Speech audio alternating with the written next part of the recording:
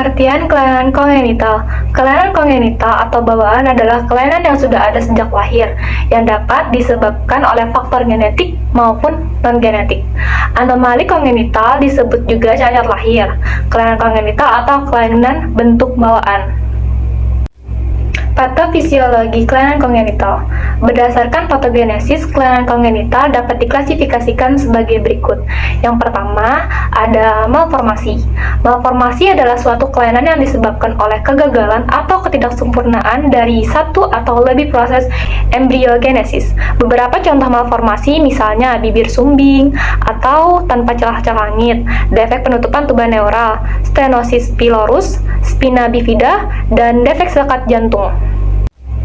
Yang kedua ada deformasi. Deformasi adalah bentuk, kondisi, atau posisi abnormal bagian tubuh yang disebabkan oleh gaya mekanik sesudah pembentukan normal terjadi. Misalnya, kaki bengkok atau mikrognathia, mandibula yang kecil.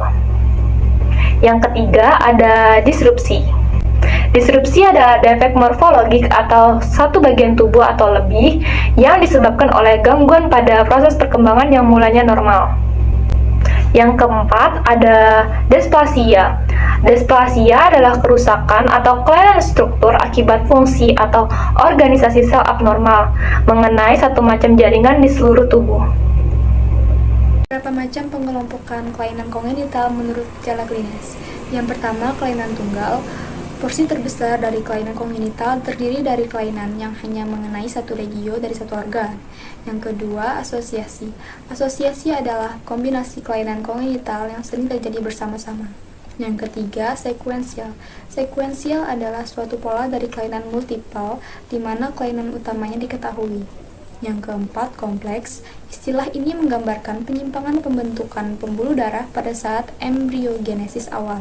Hal ini dapat menyebabkan kelainan pembentukan struktur pembuluh darah. Yang kelima, sindrom. Kelainan kongenital dapat timbul secara tunggal atau dalam kombinasi tertentu. Bila kombinasi tertentu dari berbagai kelainan ini terjadi berulang-ulang dalam satu pola yang tetap, pola ini disebut dengan sindrom. Berapa macam pengelompokan kelainan kongenital menurut gejala klinis? Yang pertama, kelainan tunggal. Porsi terbesar dari kelainan kongenital terdiri dari kelainan yang hanya mengenai satu regio dari satu organ. Yang kedua, asosiasi. Asosiasi adalah kombinasi kelainan kongenital yang sering terjadi bersama-sama. Yang ketiga, sekuensial. Sekuensial adalah suatu pola dari kelainan multiple, di mana kelainan utamanya diketahui. Yang keempat, kompleks. Istilah ini menggambarkan penyimpangan pembentukan. Selanjutnya, yang B, menurut berat ringannya, yang pertama ada kelainan mayor. Kelainan mayor adalah kelainan yang memerlukan tindakan segera demi mempertahankan kelangsungan hidup. Yang kedua ada kelainan minor. Kelainan minor adalah kelainan yang tidak memerlukan tindakan medis. Selanjutnya, menurut kemungkinan hidup bayi, yang pertama adalah kelainan kongenital yang tidak mungkin hidup. Contohnya seperti anencephalus. Yang kedua ada kelainan kongenital yang mungkin hidup. Contohnya seperti Down syndrome, terus spina bifida, meningomyelekel, phocomelia, hydrocephalus, labiofalastikosis, kelainan jantung bawaan, penyempitan saluran cerna, dan atresia ani. Yang selanjutnya ada menurut bentuk. Yang pertama ada gangguan pertumbuhan organ tubuh yang tidak terbentuknya organ atau sebagian organ saja yang terbentuk seperti anencephalus. Atau terbentuk tapi ukurannya lebih kecil dari normal seperti makrosefali. Yang kedua ada gangguan penyatuan atau fusi jaringan tubuh. Yang ketiga ada gangguan migrasi alat. Yang keempat gangguan invaginasi suatu jaringan. Yang kelima gangguan terbentuknya saluran-saluran. Yang selanjutnya, menurut tindakan bedah yang harus dilakukan. Yang pertama ada kelainan kongenital yang memerlukan tindakan segera dan bantuan tindakan harus dilakukan secepatnya. Yang kedua ada kelainan kongenital yang memerlukan tindakan yang direncanakan atau tindakan dilakukan secara elektif. Ada beberapa contoh kelainan kongenital, yaitu yang pertama ada spina bifida. Spina bifida termasuk dalam kelompok neural tube defect, yaitu suatu celah pada tulang belakang yang terjadi karena bagian dari satu atau beberapa vertebra gagal menutup atau gagal terbentuk secara utuh. Yang kedua ada labiopalatoskisis. Labiopalatoskisis adalah kelainan kongenital pada bibir dan langit-langit yang dapat terjadi secara terpisah atau bersamaan yang disebabkan oleh kegagalan atau penyatuan struktur fasial embrionik yang tidak lengkap. Yang ketiga ada hidrosefalus. Hidrosefalus adalah kelainan patologis otak yang mengakibatkan bertambahnya cairan cerebrospinal dengan tekanan intrakranial yang meninggi, sehingga terdapat pelebaran ventrikel dan dapat diakibatkan oleh gangguan reabsorpsi LCS atau diakibatkan oleh obstruksi aliran LCS melalui ventrikel dan masuk ke dalam rongga subarachnoid. Hidrosefalus dapat ditimbul sebagai hidrosefalus kongenital atau hidrosefalus yang terjadi postnatal. Baiklah, di sini saya akan menjelaskan anencephalus dan omphalocal. Anencephalus adalah suatu keadaan di mana sebagian besar tenggorokan dan otak tidak terbentuk. Anencephalus merupakan suatu kelainan tabung saraf yang terjadi pada awal perkembangan janin yang menyebabkan kerusakan jaringan pembentukan otak. Salah satu gejala janin yang dikandungi mengalami anencephalus jika ibu hamil mengalami polyhydramnion atau cairan ketubannya berlebihan. Sedangkan omphalocal adalah kelainan berupa fortusi isi rongga perut di luar dinding perut sekitar umbilicus, benjolan terbungkus dalam suatu kantong. Omphalocal terjadi akibat hambatan kembalinya usus ke rongga perut dari posisi ekstra abdominal di daerah umbilicus yang terjadi dalam minggu ke-6 sampai minggu ke-10 kehidupan janin. Yang keenam, ada atresia esophagus. Dari bentuk esophagus ini, yang terbanyak dijumpai kurang lebih 80% adalah atresia atau penyumbatan bagian proksimal esophagus. Sedangkan bagian distalnya berhubungan dengan trakea sebagai fistula tracheoesophagus. Secara klinis, pada kelainan ini tampak air ludah terkumpul dan terus meleleh atau berbusa. Pada setiap pemberian minum, terlihat bayi menjadi sesak napas, batuk, muntah, dan biru. Selanjutnya ada atresia dan stenosis duodenum. Pada kehidupan janin, duodenum masih bersifat solid. Perkembangan selanjutnya berupa vakuolisasi secara progresif sehingga terbentuklah lumen. Gangguan pertumbuhan inilah yang menyebabkan terjadinya atresia atau stenosis duodenum, seringkali diikuti kelainan pankreas anularis.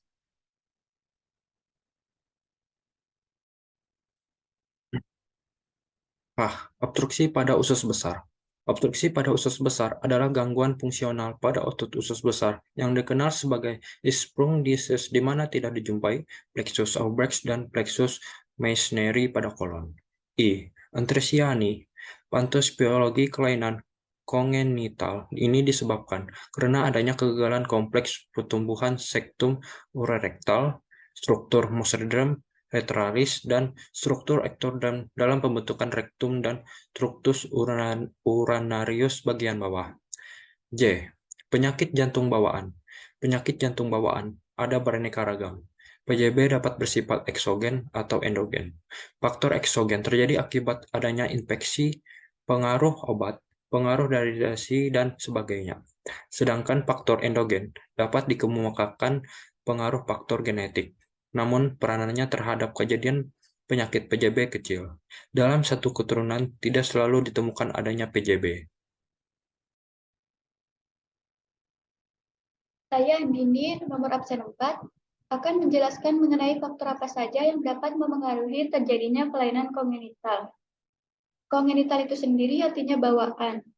Jadi, kelainan kongenital itu merupakan kelainan bawaan sejak lahir. Faktor-faktor yang dapat memengaruhi terjadinya kelainan ini antara lain kelainan genetik dapat berupa obstruksi usus besar. Obstruksi usus besar adalah gangguan fungsional pada otot usus besar yang dikenal sebagai Hirschsprung disease. di mana tidak dijumpai plexus Hilbach dan plexus Meissneri pada kolon. Faktor mekanik. Tekanan mekanik pada janin selama kehidupan intrauterin dapat menyebabkan kelainan bentuk organ tubuh, sehingga menimbulkan deformitas pada organ tersebut. Faktor predisposisi dalam pertumbuhan organ itu sendiri akan mempermudah terjadinya deformitas suatu organ. Sebagai contoh, deformitas organ tubuh itu ialah talipes pada kaki, seperti talipes varus, talipes valgus, talipes equinus, dan talipes equinovarus. Faktor infeksi. Infeksi yang dapat menimbulkan kelainan kongenital ialah infeksi yang terjadi pada periode organogenesis, yaitu trimester pertama kehamilan. Adanya infeksi tertentu dalam periode organogenesis ini dapat diyakini dapat menimbulkan gangguan dalam pertumbuhan suatu organ di dalam tubuh. Infeksi pada trimester pertama di samping dapat menimbulkan kelainan kongenital, juga dapat meningkatkan kemungkinan terjadinya abortus. Faktor obat. Salah satu jenis obat yang telah diketahui dapat menimbulkan kelainan kongenital itu adalah obat thalidomid yang mengakibatkan terjadinya focomelia dan micromelia. Selain itu juga, beberapa jenis jamu-jamuan yang diminum oleh wanita hamil muda dapat menyebabkan kelainan kongenital. Walaupun secara laboratorik belum diketahui secara pasti. Faktor ibu. Ibu hamil yang berusia 35 tahun ke atas dapat meningkatkan terjadinya resiko kelainan kongenital pada bayinya. Sebagai contoh, yaitu bayi yang mengalami Down syndrome. Bayi Down syndrome itu lebih sering ditemukan pada kelahiran dari ibu yang usianya sudah mendekati menopause. Selain faktor usia itu, terdapat juga faktor hormonal, faktor radiasi, faktor gizi pada ibu hamil yang dapat mempengaruhi terjadinya kelainan kongenital. Faktor gizi ibu selama hamil. Ibu dengan kondisi gizi buruk selama hamil itu biasanya karena kekurangan asupan nutrisi yang penting dalam menunjang pembentukan organ tubuh dalam kandungan itu. Adapun nutrisi yang penting dikonsumsi oleh ibu hamil adalah asam folat, protein, zat besi, kalsium, vitamin A, yodium, dan juga omega 3. Selain gizi buruk, ibu yang mengalami obesitas saat hamil juga memiliki resiko cukup tinggi untuk melahirkan bayi dengan kelainan kongenital. D. Faktor obat. Salah satu jenis obat yang telah diketahui dapat menimbulkan kelainan kongenital ialah thalidomid, yang dapat mengakibatkan terjadinya focomelia atau micromelia. Beberapa jenis jamu-jamuan yang dapat diminum oleh wanita hamil muda dengan tujuan yang kurang baik diduga erat pula hubungannya dengan terjadinya kelainan kongenital, walaupun hal ini secara laboratorik belum banyak diketahui secara pastinya. Faktor ibu. Usia ibu yang makin tua lebih dari 35 tahun dalam waktu hamil dapat meningkatkan resiko terjadinya kelainan kongenital pada bayinya. Contohnya yaitu bayi sindrom Down. Lebih sering ditemukan pada bayi-bayi yang dilahirkan oleh ibu yang mendekati masa menopause. Selain itu, faktor hormonal, faktor radiasi, faktor gizi, dan juga mempengaruhi terjadinya kelainan kongenital. Faktor gizi ibu selama hamil. Ibu dengan kondisi gizi buruk selama hamil biasanya kekurangan asupan nutrisi penting yang berperan dalam menunjang pembentukan organ tubuh janin dalam kandungan. Adapun nutrisi yang penting untuk ibu hamil dan janin tersebut meliputi asam folat, protein, zat besi, kalsium, vitamin A, yodium, dan omega 3. Selain gizi buruk, ibu yang mengalami obesitas saat hamil juga memiliki risiko yang cukup tinggi untuk melahirkan bayi dengan kelainan kongenital. tindakan pencegahan terjadinya kelainan kongenital ada 3, yaitu pencegahan primer, sekunder, dan tersier. Yang pertama yaitu pencegahan primer. Upaya pencegahan primer dilakukan untuk mencegah ibu hamil agar tidak mengalami kelahiran bayi dengan kelainan kongenital, yaitu yang pertama, tidak melahirkan pada usia ibu yang berisiko tinggi, seperti usia lebih dari 35 tahun. Yang kedua, mengonsumsi asam folat yang cukup. Kebutuhan asam folat pada wanita hamil adalah 1 mg per hari. Asam folat banyak terdapat dalam sayuran hijau, seperti bayam, brokoli, buah alpukat, dan lain-lain. Serta aneka makanan lain yang diperkaya asam folat adalah seperti nasi, pasta, kedelai, dan sereal. Yang ketiga, perawatan antenatal. Tujuannya dilakukan perawatan antenatal adalah untuk mengetahui data keselamatan ibu hamil dan perkembangan bayi intrauterin, sehingga dapat dicapai kesehatan yang optimal dalam menghadapi persalinan, puerperium, dan laktasi, serta mempunyai pengetahuan yang cukup mengenai pemeliharaan bayinya. Perawatan antenatal juga perlu dilakukan untuk mencegah terjadinya persalinan prematuritas atau berat badan lahir rendah yang sangat rentan terkena penyakit infeksi. Kunjungan antenatal sebaiknya dilakukan 6 kali selama masa kehamilan. Yang keempat, menghindari obat-obatan, makanan yang diawetkan, dan alkohol karena dapat menyebabkan kelainan kongenital seperti atresia ani, celah bibir, dan langit-langit.